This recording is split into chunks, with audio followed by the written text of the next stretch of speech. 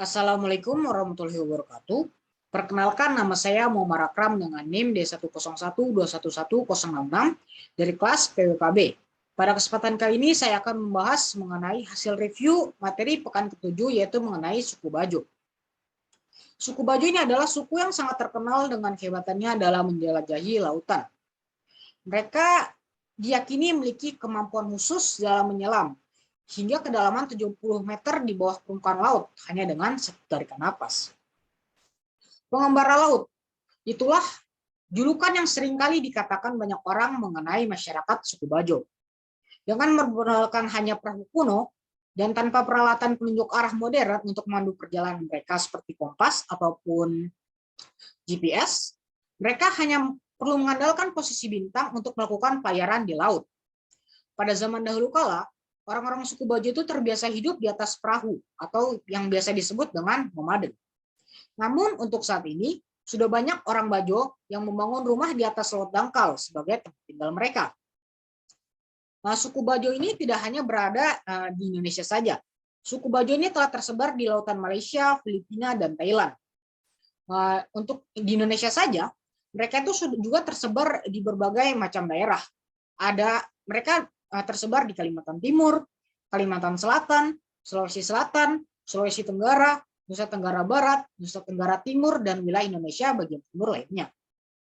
Nah, pada sejarah mengatakan, suku ini berasal dari Kepulauan Sulu di Filipina Selatan yang hidup di lautan lepas, sehingga membawa mereka masuk ke negara kita ini, yaitu Indonesia. Suku ini memiliki berbagai macam sebutan, seperti Bajo, Bajau, Sama, atau Sami. Suku yang belum diketahui secara pasti asalnya ini terkenal dengan keahliannya saat menyelam. Mereka itu hanya memerlukan satu tarikan nafas dan tidak memerlukan baju khusus dan alat bantu pernapasan lainnya. Mungkin mereka hanya menggunakan kacamata renang yang terbuat dari kayu untuk mencegah air masuk ke dalam mata mereka. Nah, kehebatan suku Bajo ini dalam mengarungi lautan itu membuat banyak ilmuwan yang ada di dunia itu tertarik untuk membuat penelitian mengenai mereka. Salah satunya yaitu sekelompok ilmuwan dari University of Copenhagen dan University of California yang berada di Berkeley, yang mencoba untuk menguak misteri asal-usul kehebatan suku Bajo yang bermukim Indonesia dalam mengarungi lautan. Dari hasil penelitian ini menyebutkan bahwa limpa orang-orang dari suku Bajo ini ternyata lebih besar 50% dibandingkan oleh manusia biasa pada umumnya. Alhasil, dengan kelebihan 50% ini, membuat produksi oksigen di dalam darah orang Bajo itu akan lebih banyak karena besarnya ukuran limpa tersebut. Para peneliti juga menyebutkan bahwa keahlian orang Bajo merupakan bentuk dari terjadinya mutasi gen akibat seleksi alam. Hampir seluruh orang Bajo itu diketahui terlahir dengan perbedaan gen tersebut. Nah, selanjutnya itu menurut Stephen Sumalang, dalam bukunya yang berjudul Tradisi Melaut dan Perubahannya, suku Bajo ini dikatakan mempunyai hubungan dengan Kerajaan Johor dan Kerajaan Bone, yang menjadi cerita pengikat kesatuan etnik Bajo yang menyebar di Kepulauan Nusantara. Seperti yang tertulis di dalam bukunya tersebut, tradisi Palilibu, Bapongka, Babangi, dan Lama yang menangkap ikan sampai jauh dan berlama-lama akhirnya menetap telah menyebabkan persebaran atau diaspora orang Bajo. Tradisi penangkapan ikan ini yang dilakukan oleh orang suku Bajo itu termasuk dilaksanakan di Nain, yaitu di Pulau Bunaken yang terletak di Sulawesi Utara. Nah, kalau dahulu orang-orang suku Bajo yang berada di Nain ini menangkap ikan sampai sejauh mungkin dan menetapi daerah yang dituju. Tapi kini nelayan yang berada di Pulau Nain tersebut telah menetap di sebuah kampung. Seperti yang terdapat di tulisan yang ditulis oleh Stephen sebelumnya, menangkap ikan beberapa hari saja di daerah operasi penangkapan, setelah itu pulang ke kampung Nain.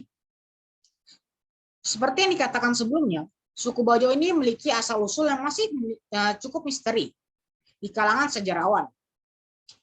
Dengan misteri tersebut, muncul banyak sekali teori mengenai penyebaran dan asal-usul dari suku Bajo ini. Contohnya seperti teori yang mengatakan bahwa orang Bajo berasal dari Johor atau Malaysia. Teori ini memiliki dasaran dari sebuah cerita legenda tentang Putri Johor. Namun pandangan mengenai teori ini memiliki dasaran yang terlalu lemah. Memang secara dongeng ada keterkaitan, tetapi tidak ada bukti arkeologi atau bahasa yang menunjukkan bahwa orang Bajo itu berasal dari Johor. Teori lain itu mengatakan bahwa suku Bajo sebelumnya adalah orang-orang yang hidup di muara Sungai Barito. Hal ini dikatakan oleh sebuah peneliti ahli bahasa bahwa pada dasarnya bahasa Dayak Ngaju dan bahasa suku Bajo itu memiliki 12 kata yang memiliki kemiripan yang sangat dekat. Dalam teori yang diajukan oleh Robert Blues, yaitu ahli linguistik dari University of Hawaii, orang Bajo yang berasal dari Barito itu mulai melaut pada tahun 800 Masehi, seiring dengan berkembangnya kerajaan Sriwijaya. Saat itu, diduga suku Bajo dimanfaatkan untuk mendukung perdagangan laut untuk mengangkut barang ke Cina. Hal ini diungkapkan oleh seorang ahli linguistik dari Prancis yang bernama Philippe Grange. Karena hal tersebut, semua anggota suku Bajo lalu pindah ke wilayah yang lebih ke utara, yaitu Sulu, yang berada di Filipina. Menurut teori itu, orang Bajo melaksanakan tugas sebagai pendukung perdagangan hingga akhir masa Sriwijaya. Kemudian mereka tinggal lebih lama di wilayah Sulu yang berada di Filipina, dan kembali lagi menjelajah sekitar tahun 1400 Masehi. Setelah agama Islam itu menyebar pada abad ke-15, orang Bajo itu mulai bermigrasi juga ke selatan, menyebar lagi hingga ke wilayah Kalimantan dan Sulawesi, dan selanjutnya suku Bajo ini juga menyebar lebih luas hingga ke Nusa Tenggara.